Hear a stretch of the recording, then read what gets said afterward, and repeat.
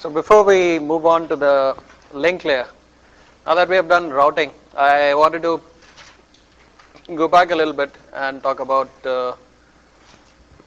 another kind of peer-to-peer systems. And these peer-to-peer systems are based on distributed hash tables. So this is fairly recent activity.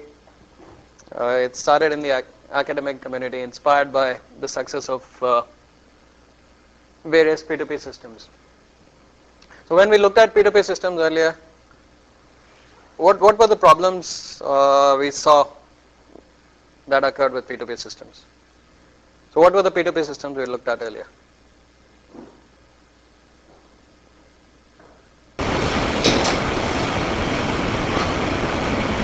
Yeah, searching, like, do another search by flooding, or it was hard to get like an accurate search within time, some sort of time bound.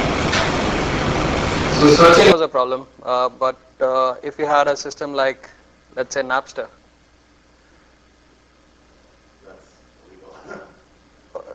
suppose you had legal content.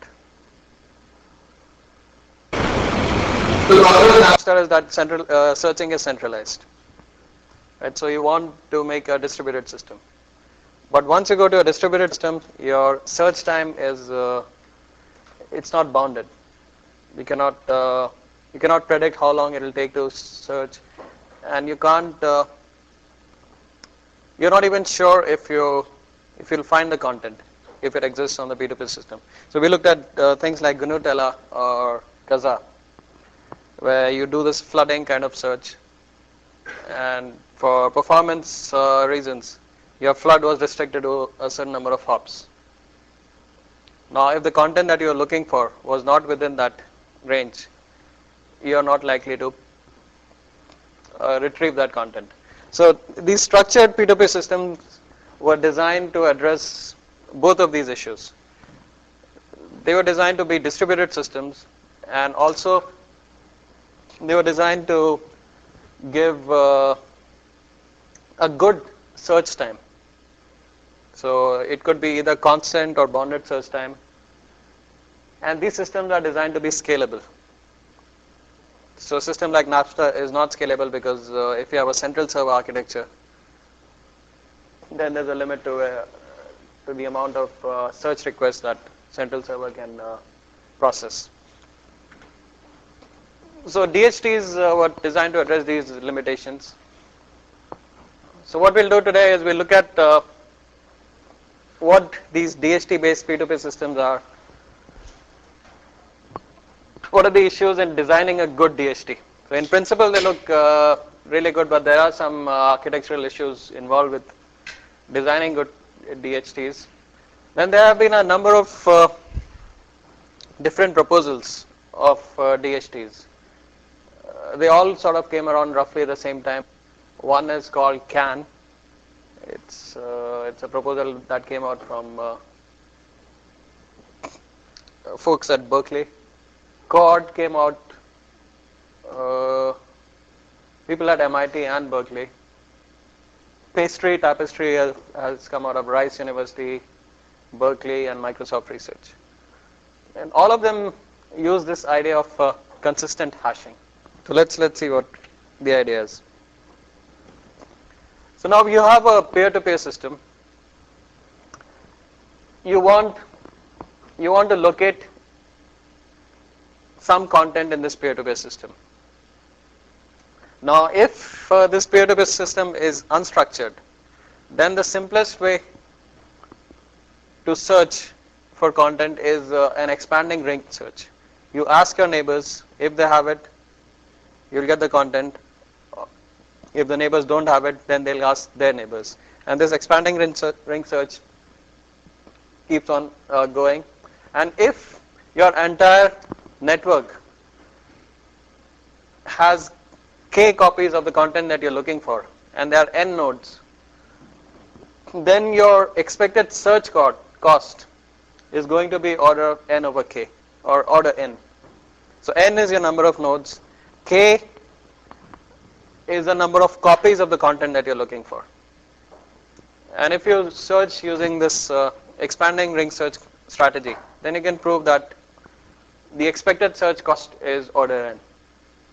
Now if you have millions of nodes holding a few copies of the content that you're looking for, then in a search time can grow unbounded. The system is not very efficient. So you need many copies. This K has to be large. Many copies have to be replicated on the peer-to-peer system for a search cost to come down.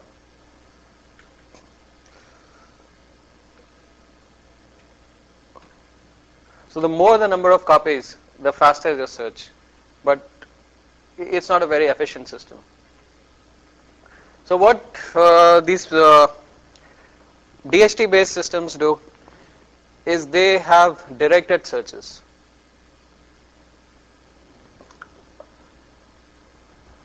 The system that I spoke about earlier, CAN stands for Content Addressable Network, and that gives you sort of a hint of what the idea behind CAN and other DHT based systems is.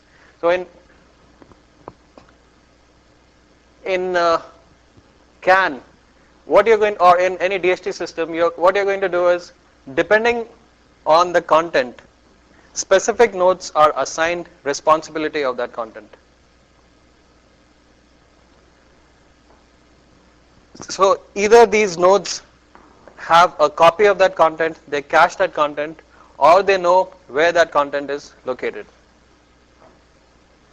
So now whenever a node on the peer-to-peer system wants to get that piece of content, it can immediately know which nodes have the responsibility for that content. They can directly contact that node and either retrieve the content, or that node will tell them where the content is. Now that's the very high level idea. The architectural challenges are, you want to distribute responsibilities as evenly as possible. So let's say you have k different objects and n different nodes. Roughly you want every node to be responsible for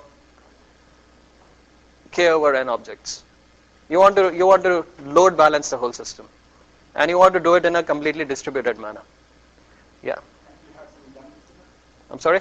We come to that. You will have some redundancy. So, you had a question?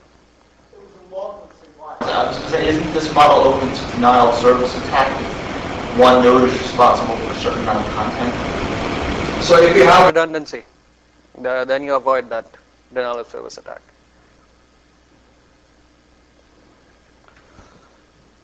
The other problem with having anything structured this way is adaptation. Now, in most peer-to-peer systems that we know of join and leave the network constantly. So whether you're using Kazaa or Napster or eDonkey or whatever, you join the peer-to-peer system. While you're downloading, you offer content, and once you're done, you typically log out. So the membership of these networks is highly dynamic. Now, if you're building something which is structured, which will have a directed search where nodes have fixed responsibilities, then this structure has to adapt very quickly. So that's one of the challenges of designing such a system. Responsibilities assigned, but when nodes come and leave, that responsibility has to be redistributed very quickly and very efficiently. Otherwise, these systems will not be practical for any application. So the first step of designing such a system is to use a hash function. So hash function will map every object that this network contains into a unique identifier.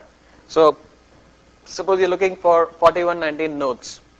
Your hash function will take the description of the object and come up with a unique identifier.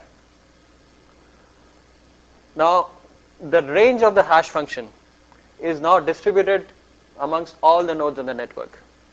So this node here is responsible for every ID which falls between 7,000 and 8,500. This node 8,000 and 9,000, and so on and so forth. So now what you see here is that there is some redundancy. There is an overlap between the ranges that they are responsible for. So by constructing some modification to the basic hash function algorithm, or by deciding responsibilities in the right way, you can have redundancy and you can prevent denial of service attacks. So now we are looking for this content 8045. It falls in the range of two different nodes. So you can approach either one of them and either retrieve the content or know where the content resides. So knowing about objects, as I said earlier, there are two different ways. Either the node caches that object that it's responsible for, that falls within its range. So in that scenario, both of these nodes will cache the content, will hold a copy of the content because the ID fell within their range.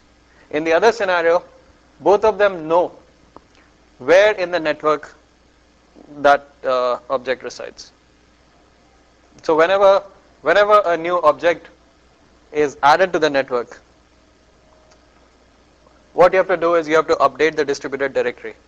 So you hash that object, obtain the ID, then go and contact these nodes and tell them that I have a copy of this object. So whenever anyone is looking for it, send them to me. So that's the second approach, which is a pointer-based approach. So the nodes don't keep a copy of the object, but they keep a directory of where that object is. So the second point of view is also important because you can think of using a structured peer-to-peer system as kind of a distributed database. We'll come to that later. So that was the first step. First step is locating where the content is. Second step is how do you go to that content, which is routing, and that's the most important part of these DHT systems. And all these different proposals of DHTs, the main difference in them is how they do their routing. So you have identified the content, you know where it is in that space, you know the ID. Next question is how do you reach that ID? As we know, we can't have a mesh network, right? Every node cannot be connected to every other node. We cannot scale up to millions of nodes. The other thing is these nodes, these IDs, they are operating on an overlay network. You don't know the mapping between the ID and let's say the IP address.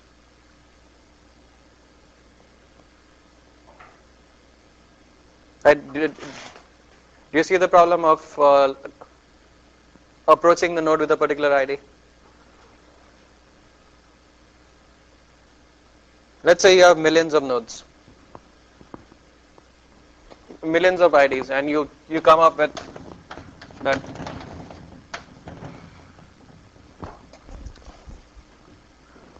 the content that you're looking for is located on the node with ID 86487. How do you go to that node?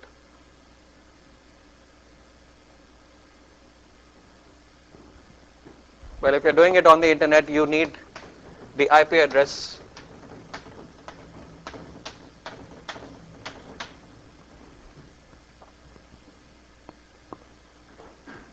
right? You just know the ID, you don't know the IP address. The node IDs have nothing to do with the IP address, but they are based on the hash function and the range of responsibilities. So yeah. We discussed with the network as to provide. So what is the network? For instance, with this P2P network, PST network, Yeah. that's to contact that server. That makes it centralized. Right, So what you're suggesting is some kind of a directory system, some sort of a DNS system, where this ID is translated to the IP address. But then again, that becomes a centralized system. What we're looking for is a way to do it in a completely distributed manner.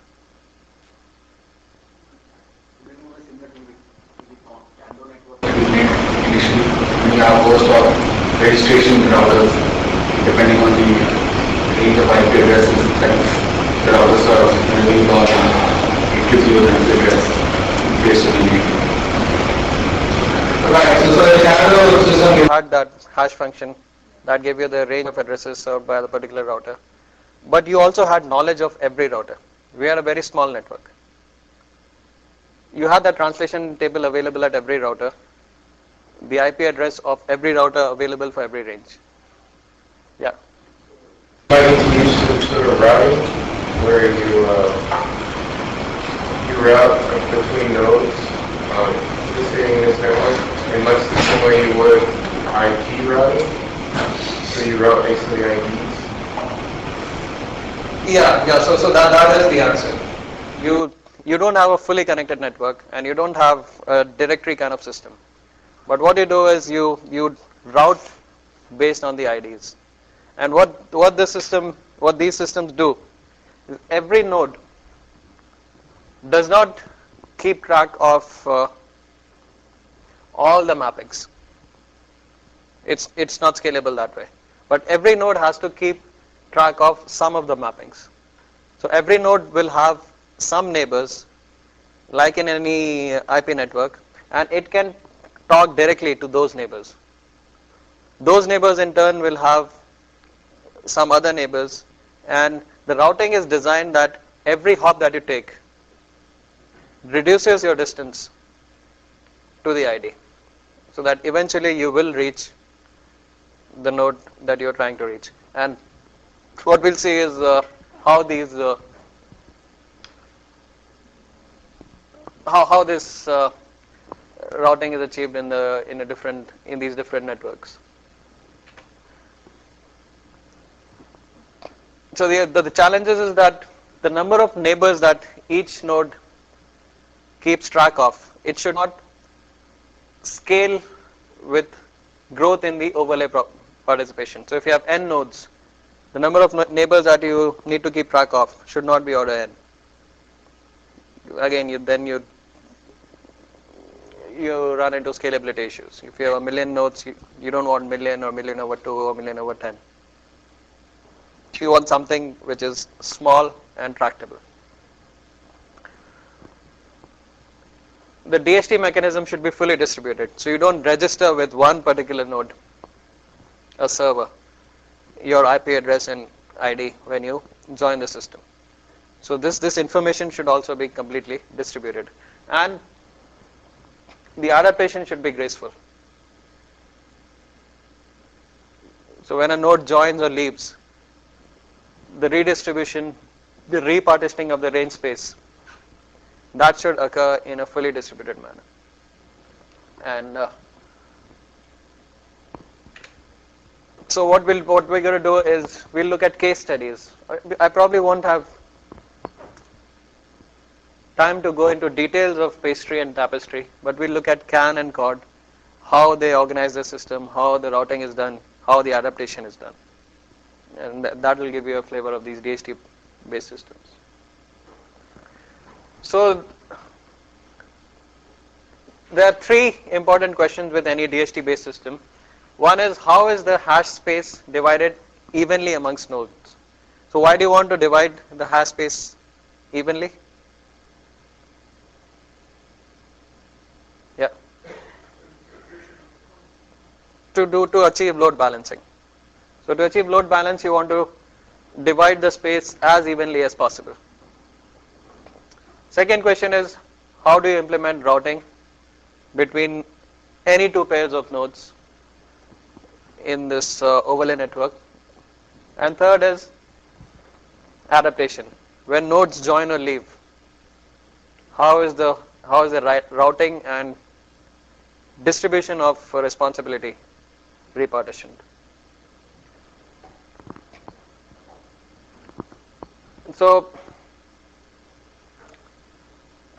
we'll start looking at models. We assume that the n is the number of nodes in this overlay P2P network, and h is the size of the range of the hash function. We may not need it for CAN, but we'll need it for CORD. It just says that the hash function can range from 0 to h minus 1.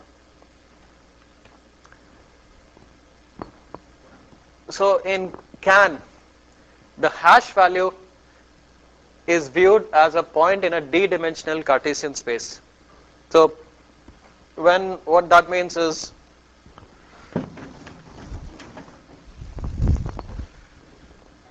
your hash function on the object will give you points in a d-dimensional Cartesian space. So you'll get n1, n2, n3, nd.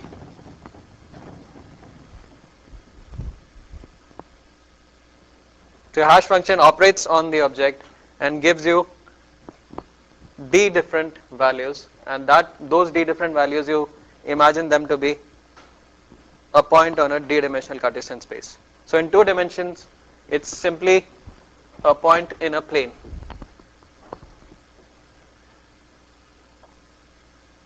So when you hash on 4119 nodes, if your CAN overlay has been implemented in 2 dimensions, it might give you a point on this plane somewhere here. Now the question is, how do you do the routing and how do you do the load distribution? So each node in this framework is responsible for a d-dimensional hypercube. So in 2 dimensions, each node is responsible for a rectangle. As you extend the dimensions, it becomes a hypercube. So all the surfaces are planes in those dimensions. So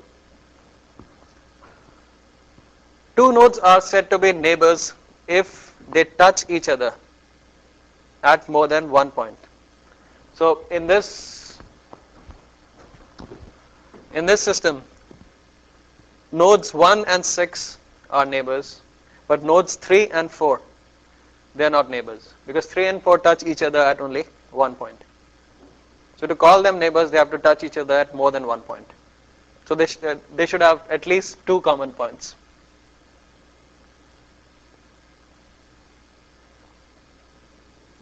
Is that clear?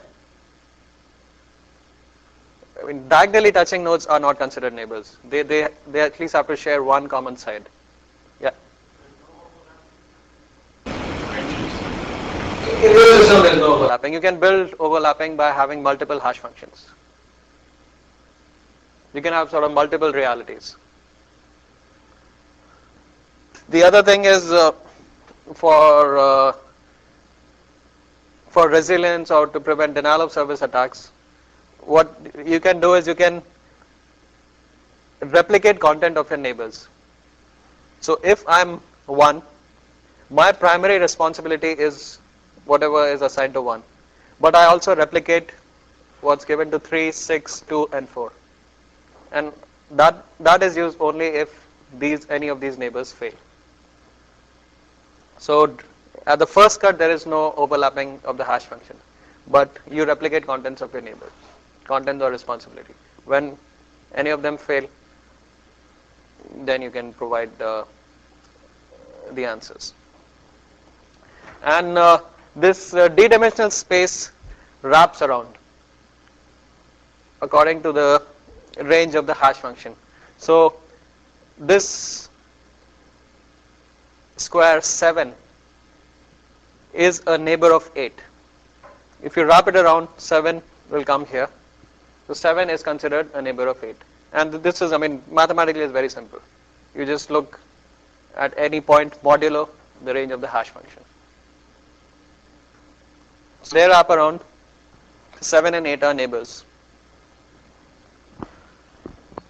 So every node now is responsible for all the points that fall within its square. So the node there will either have all the objects or it will know where the objects lie in this network. Okay?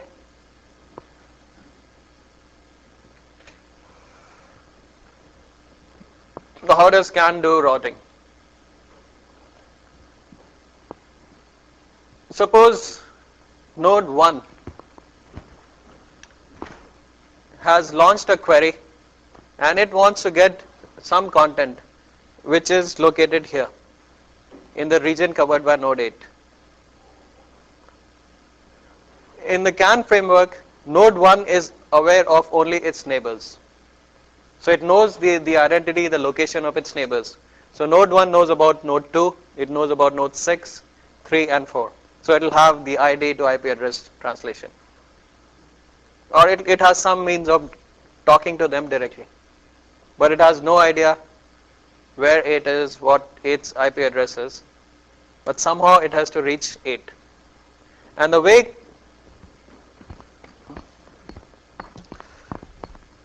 CAN does routing is, CAN is going to check all its neighbors. And it's going to choose the neighbor which has the smallest Cartesian distance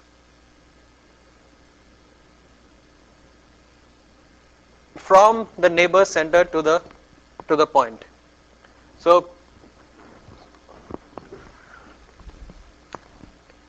one is trying to get to 8 and it knows about 3, 6, 2 and 4.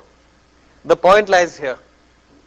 Each of these neighbors have a center point in that Cartesian space. What one is going to do is it will launch a query to each of its neighbors, get the location of the center point, and then look at the distance between that point and the point where it's trying to go. And then it will choose the neighbor in which that distance is minimized. So that way you're moving as close as possible to that point. So in this scenario,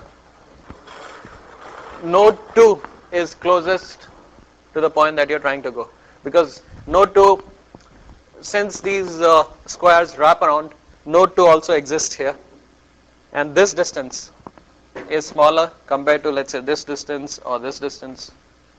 So 3, 6, 4, 5 are further away from this point than node 2. So now node 1 is going to forward its query to node 2 or route its packet to node 2, and then node 2 will forward it along. Yeah. They are not neighbors. They don't have to be neighbors. You just send it to the node which is closest in the Cartesian space. So they are not neighbors. What will happen is node 2 gets it, but this node, whatever the number is a neighbor of 2. Right? So 2 has its own sets of neighbors. 2, you wrap 2 around here. It will check all its neighbors and it will figure out that this one is the closest. So now 2 will send it to this node, and this node has that region as a neighbor. So then it will forward that packet or the query to node 8. Yeah. So I mean, there is no centralized router anywhere. No. So how does the main node know the existence of any other node? How does it know? So that's the bootstrap mechanism. So you have to know the identity of some node which is part of this network. We'll see how this network builds itself. Yeah.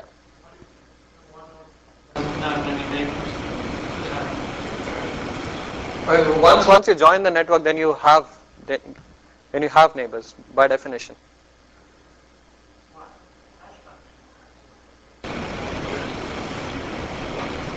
See, okay, we start off.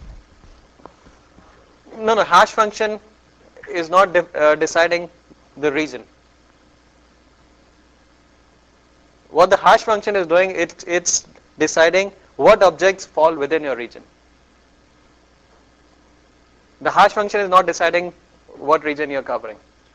We'll see shortly how that is decided. Yeah.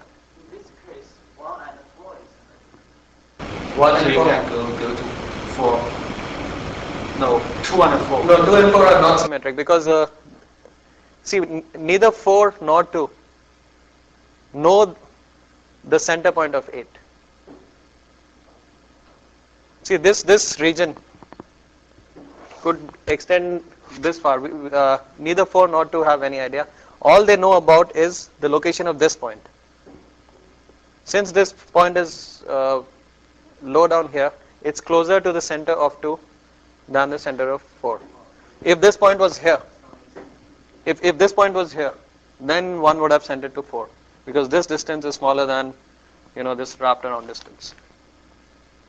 So all you know is what the hash function told you the coordinates were.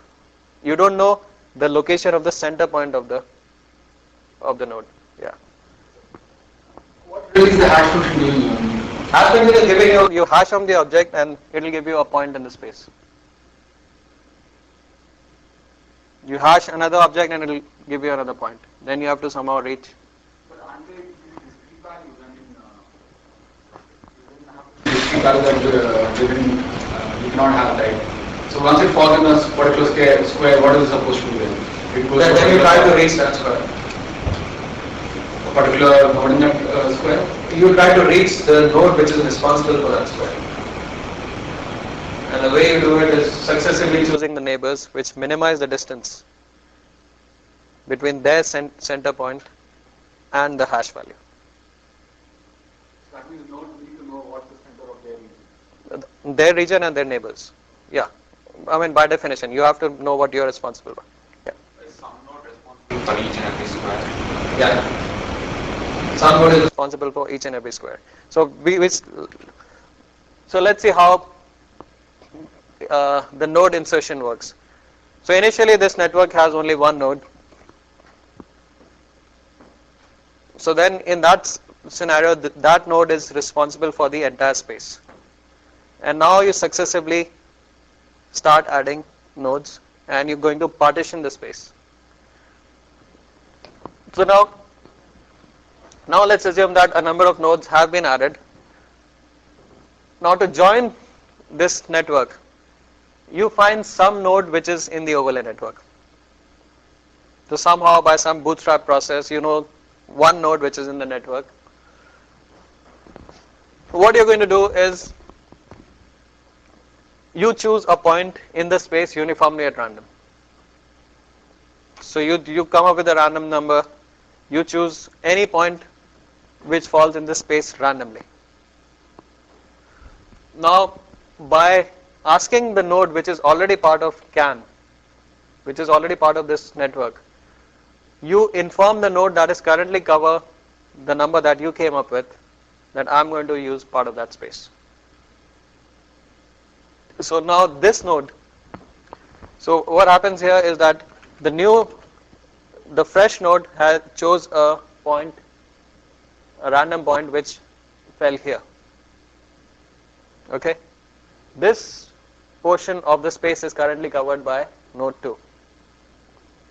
Now by using the standard CAN routing algorithm, whichever node that you knew of was part of the network, you use that to inform 2 that I'm joining the network and I'm going to use the space that is currently covered by you. And so then what 2 is going to do, it's going to split its region into 2. It'll assign one half to the new node and it'll keep the rest of it for itself. So 9 is the node that you knew of that belonged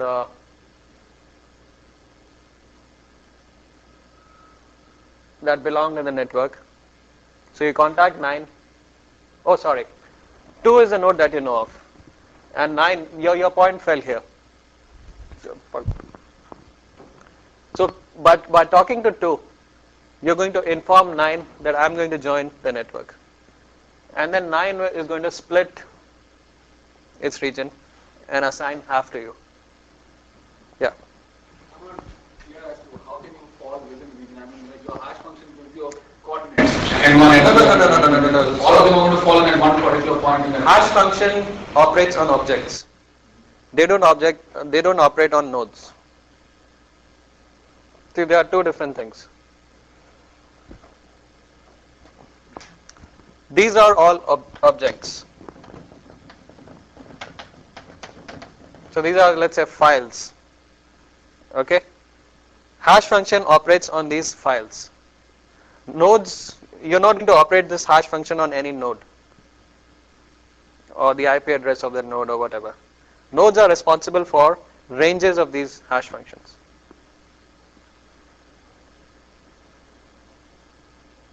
So what has happened here is that you are the 10th node which is joining this network. Now this network is going to assign a portion of its space to you as your responsibility. You have to cover that portion. Yeah. So that's a client that just enters the parent network, and he suddenly needs to have pointers to the objects that would be hashed to that area.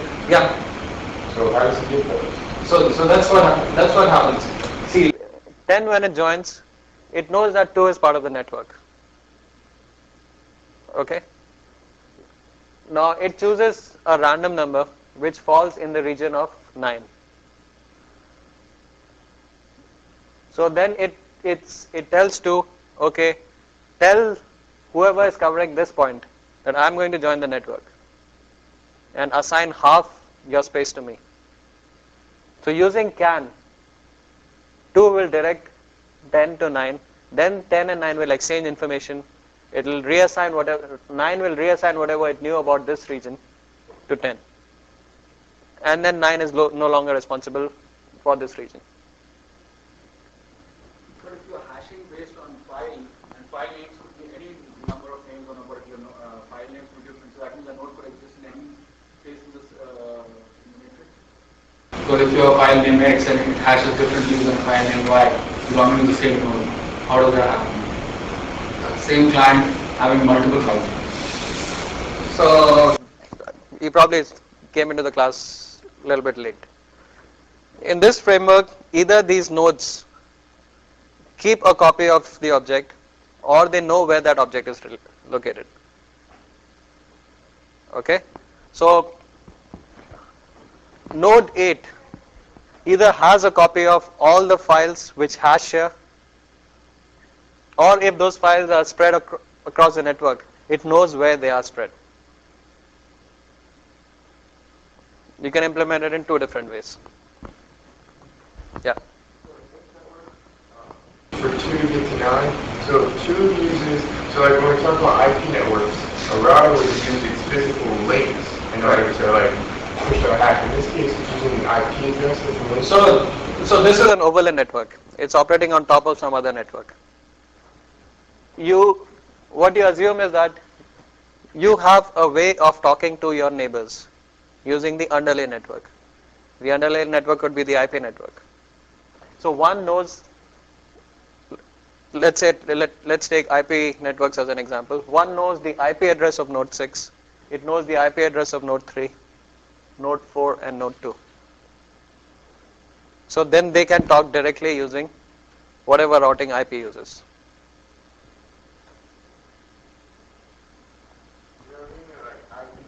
The IP network is like an overlay network to physical links between routers. You can think of that too, yeah. So the hash function will give you values that lie within each of these nodes. Like so X would be some value that you use the hash function for. So those files will lie within that particular node. Either those files would lie or that node would know where the files are in the network. Yeah, because the node chooses a point randomly. Yeah. Okay, so can it happen that a lot of nodes falls in vertical space and some other nodes, only a few nodes outside this? So because it's using things in random, it's more likely that you'll fall in a large square than a small square. What is the probability of falling in a square? The area of that square divided by the area of the space. So the larger the square, the larger is your probability of choosing something in there. You're choosing in all dimensions, you're choosing the points uniformly, right? So you can choose any point from here to here uniformly, any point from here to here uniformly. And that point is going to land somewhere on this network.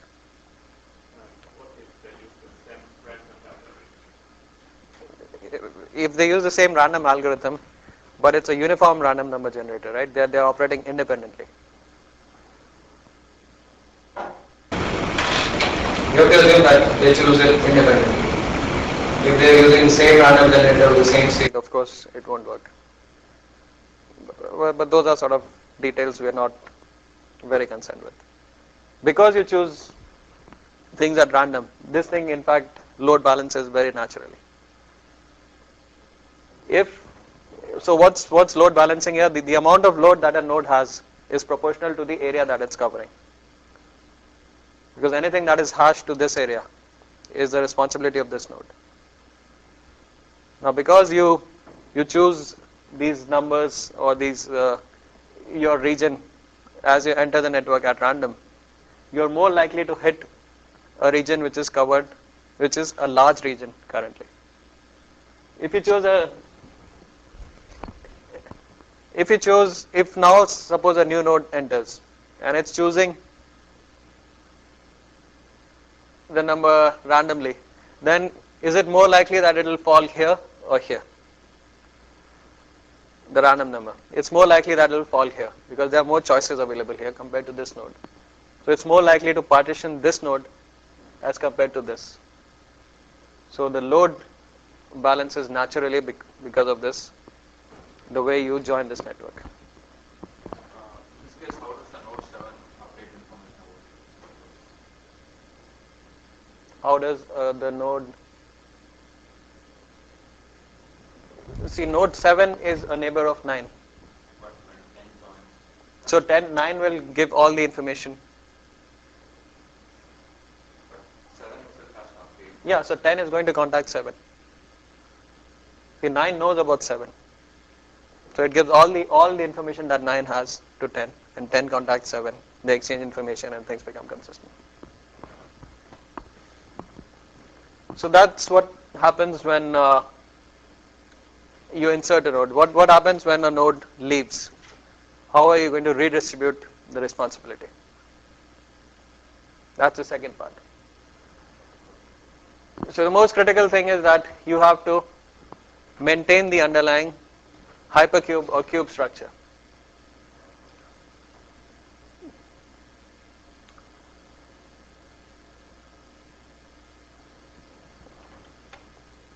So now let's look at this example where node 3 leaves.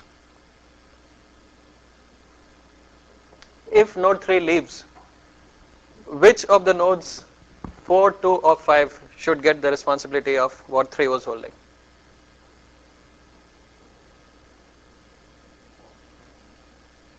Four? 5? The original node that was created when 3 was partitioned. The original node which was created when 3 was partitioned. Well, neither 4 or 5 is the right answer, because neither of them is going to give you a rectangle, right? You have to maintain the rectangular or the hypercube structure. If you give the responsibility of 3 to 4, you're going to get this. In both scenarios, you're going to get this shape with, like, a tower. So you cannot simply hand over the responsibility of 3 to 4 or 5. If, on the other hand, 6 leaves, then you can simply give that responsibility to 1, because then the new region that is formed is still a rectangle. So what do you do? One solution is that 5 takes over the responsibility of 3, and 2 takes over what was held by 5 earlier. then you're still maintaining the cube structure. So 2 will get this entire region, 5 gets this region.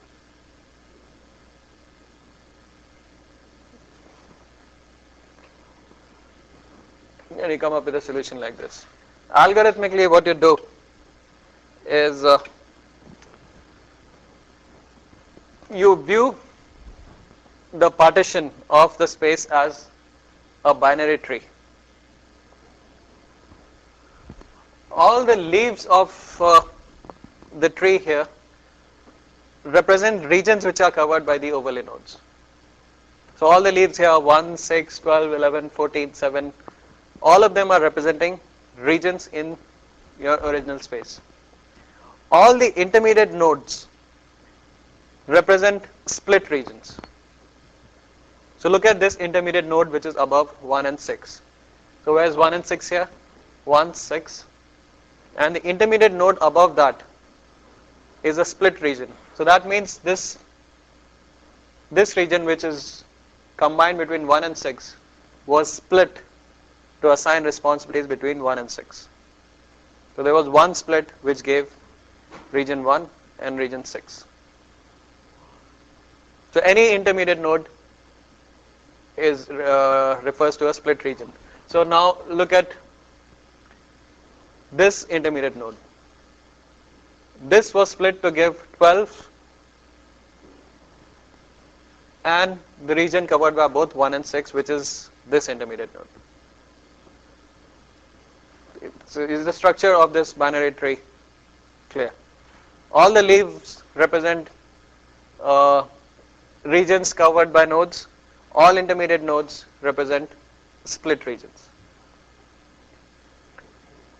And siblings are regions that can be merged together to give a valid region.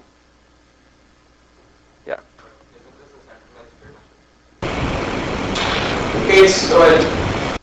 You view it as a centralized data structure, but to do recovery, you need only local information.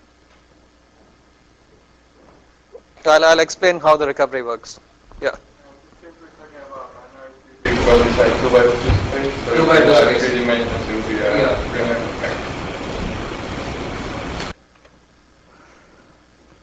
So the repair algorithm, when a leaf node S is removed, because remember every node in this network is a leaf node. So if leaf node S is removed, you have to find another leaf node T, which is either a sibling of S or a descendant of S's sibling, where that node T sibling is also a leaf node. So let me explain. So if node S is removed, let's say node S is 1, then the recovery algorithm is find either S's sibling. So if you remove 1, 1 has a sibling 6. So you can use that as a replacement node T, and that will cover the region covered by 1 and 6. If S does not have a sibling, so in this scenario, let's say 3. 3 does not have a sibling. The sibling of 3 is an intermediate node. Then you follow this step. You find a descendant of S's sibling where T's sibling is also a leaf node. So in this scenario, what you're going to do is you're going to find a descendant of S's sibling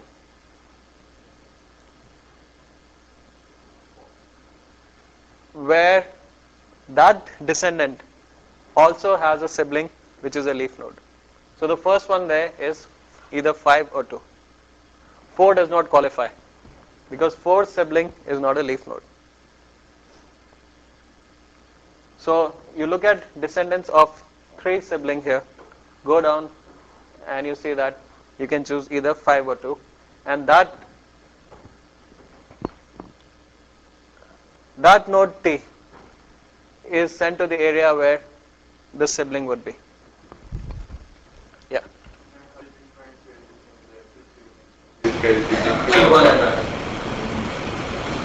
because both are identical, both have the same area. If they are siblings, then they're covering the same area. So when 3 is removed, you have the choice of either 5 or 2. One of them takes over your region and the other one covers the region covered by the other one.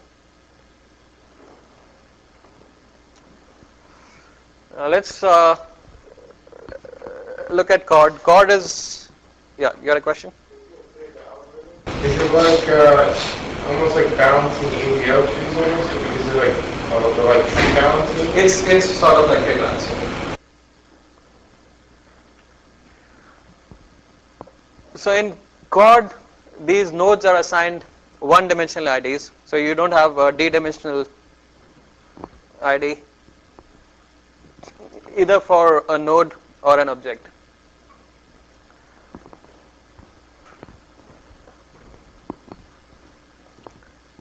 And in this scenario, you're going to hash both on the node and the object.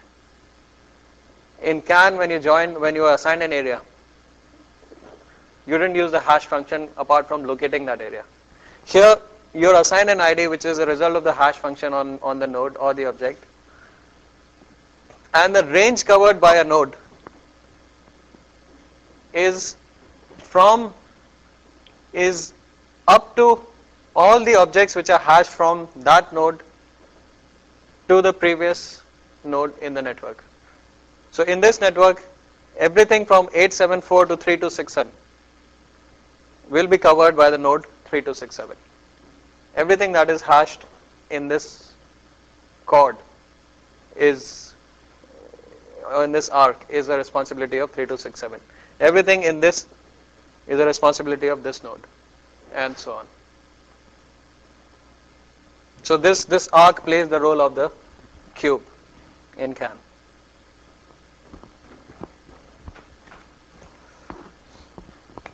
So in chord routing,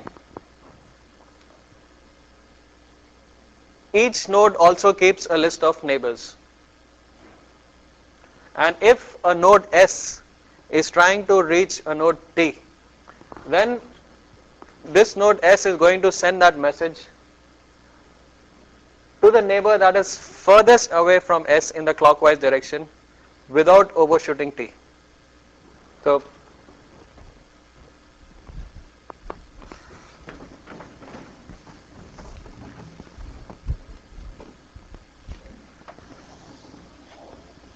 you have this node, the chord. Here is node S, and here is the point T that you're trying to locate or trying to contact. And S has a number of neighbors that it knows about in the network. So these are the neighbors that it knows about, and then there are other nodes, millions of other nodes in this network.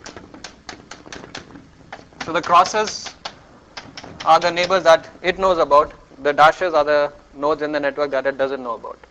So when S wants to go to T, it's going to send this message to its neighbor in the clockwise direction that is furthest away from S, but it has not overshot T.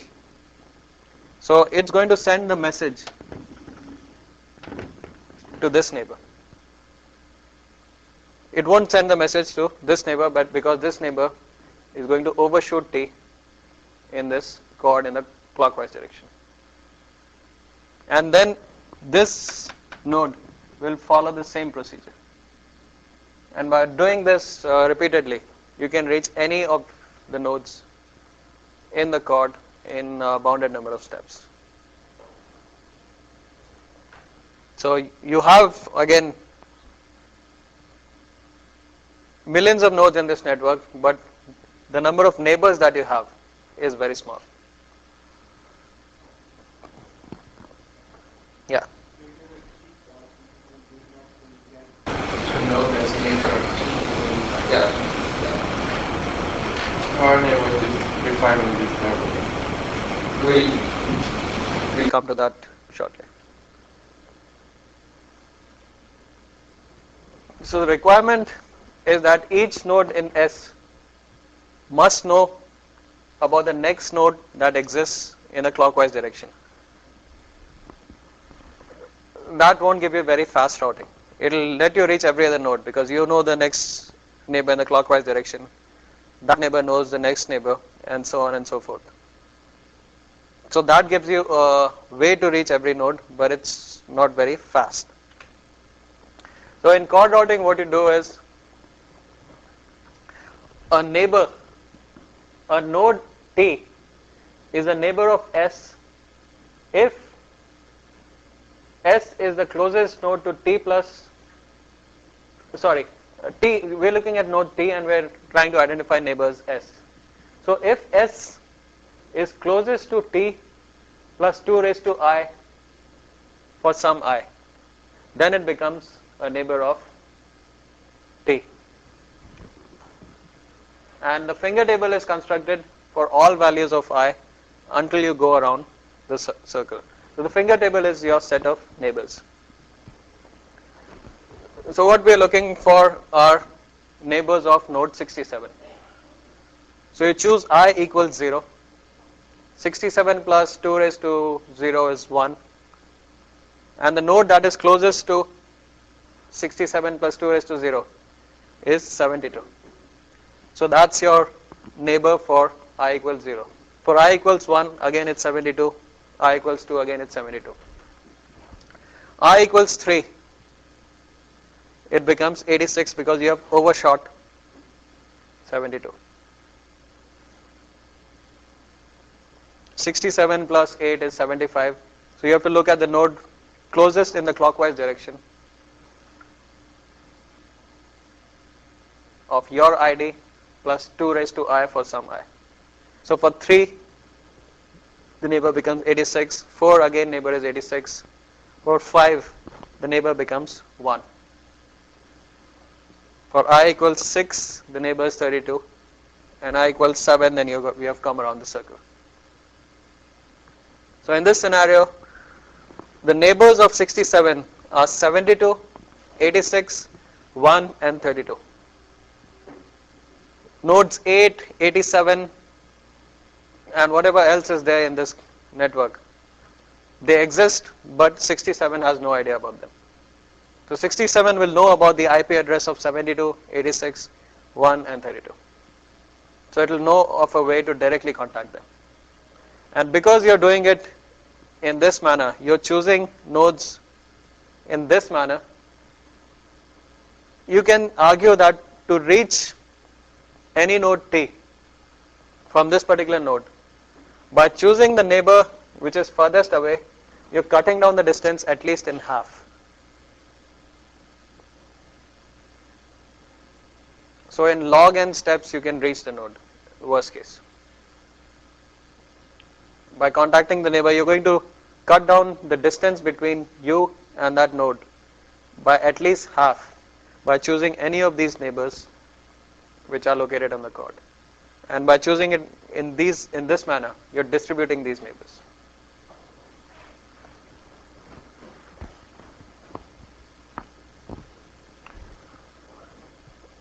So how does adaptation work with chord? Well, one protocol addition is that not only do you know your neighbors from the algorithm in the previous slide, you also know your predecessor node. So you also know your neighbor in the counterclockwise direction.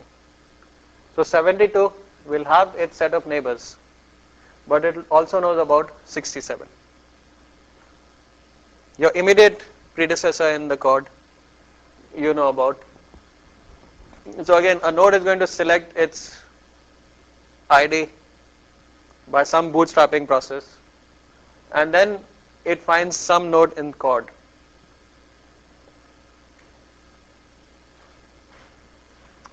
Using the chord routing mechanism, the node will now identify its successor in the clockwise direction. Right, so for example, the new node chose the random value 82. It wants to be inserted into the chord. Using the existing chord, it knows, it will come to find out that 86 is going to be its successor.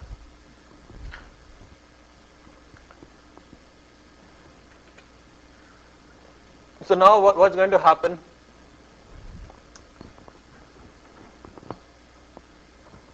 The predecessor of your successor now becomes your predecessor because you're going to be inserted between those two nodes. Like earlier, when there was no 82, the predecessor of 86 was 72. Now when 82 gets inserted, 86 is your successor and 86's predecessor becomes your predecessor. And all the work of inserting this node then is done by your predecessor node. So 72 will now construct your neighbor table and hand it over to you. So 72 will do all of these lookups. 82 plus 1, 82 plus 2, 82 plus 4, plus 8, plus 16, plus 32, plus 64. So for all values of I, 72, your predecessor, does the lookups and tells you who your neighbors are. So now 82 has constructed its neighbor table. The other thing that has to be done is other nodes' finger tables have to be updated. Once 82 has entered the code, then the finger tables of these other nodes might have to change. Like 72 had 86 as a neighbor. Maybe now it needs 82 as a neighbor. Maybe 67 needs 82 as a neighbor. So there is a mechanism to do that. What you do is you start working backwards for each value of I and see if for that value of I the node had your successor as a neighbor. If that is true, then you remove that node and you install yourself as the neighbor. You go to the previous node, check the same thing. If the successor was the neighbor, you remove it, you install yourself. And you keep on doing it until you find that your successor was not the ith neighbor of that node. Then you move on to the next I. So the total time that it takes to do this update is log square n, because you might have log n nodes neighbors, and for each value of I you might have to take up to log n steps.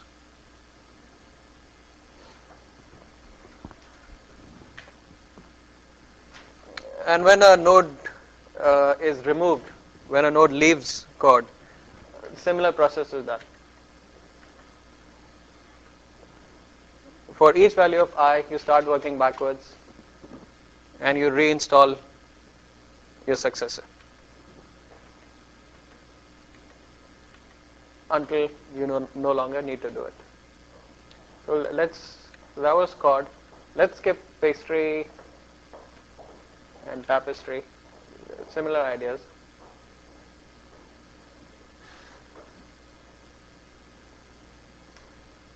So pastry and tapestry actually try to exploit the IP address in the addressing scheme.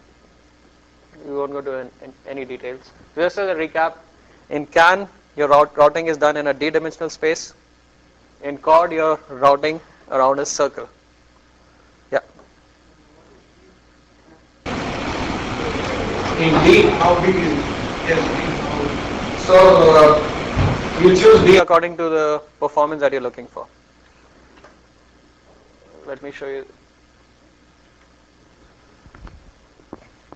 So the amount of state that you need to keep in CAN is order D.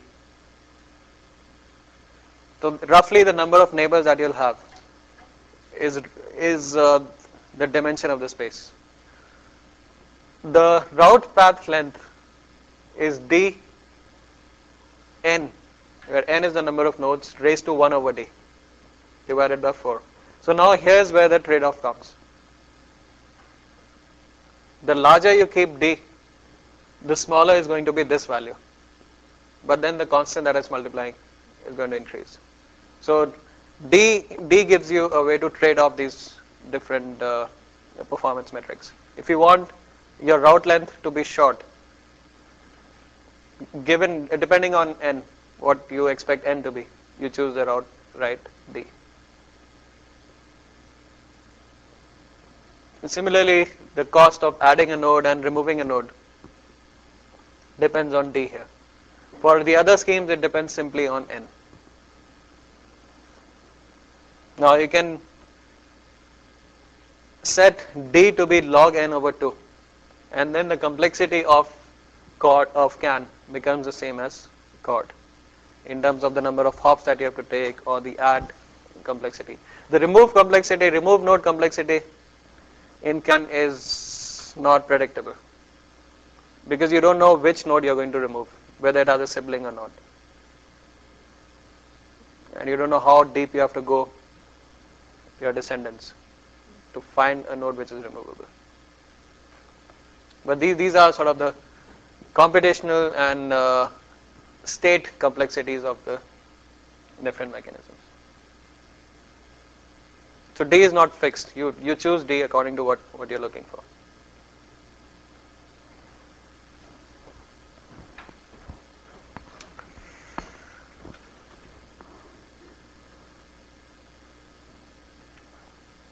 There's one issue involved with both of these mechanisms, and is that these mechanisms work on an overlay network. And routing is achieved by minimizing the distance in that overlay space in every hop to your eventual target. Right? Now, but what might be happening here is that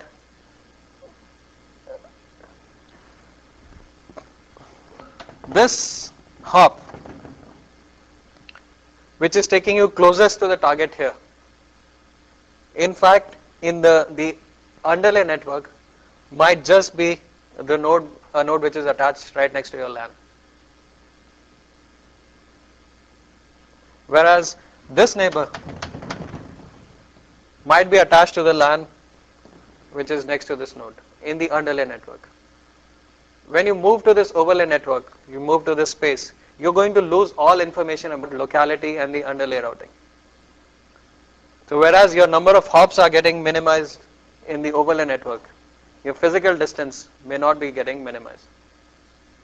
You might have to, your physical distance is not optimized in these mechanisms. So a lot of research is going on to exploit locality of information, to build that into systems like CORD and CAN. Yeah. Hop count would be the same. Hop count is minimized, but your hops it may not translate to the shortest time. Right? If physically this node is close to this neighbor, it makes sense for you to send the message here and then the message there. Whereas the overlay routing mechanism is telling you to send the message here. So what might end up happening, you might take a lot of needless hops before reaching this node. You're losing all information about the underlay network. That's one of the deficiencies of these systems. Yeah.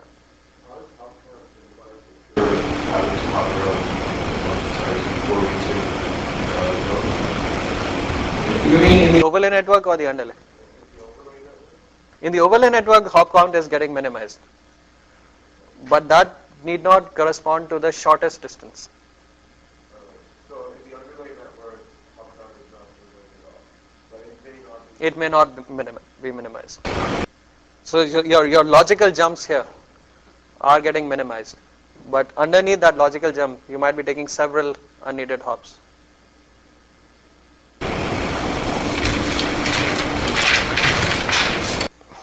Next lecture we'll start the link layer topics.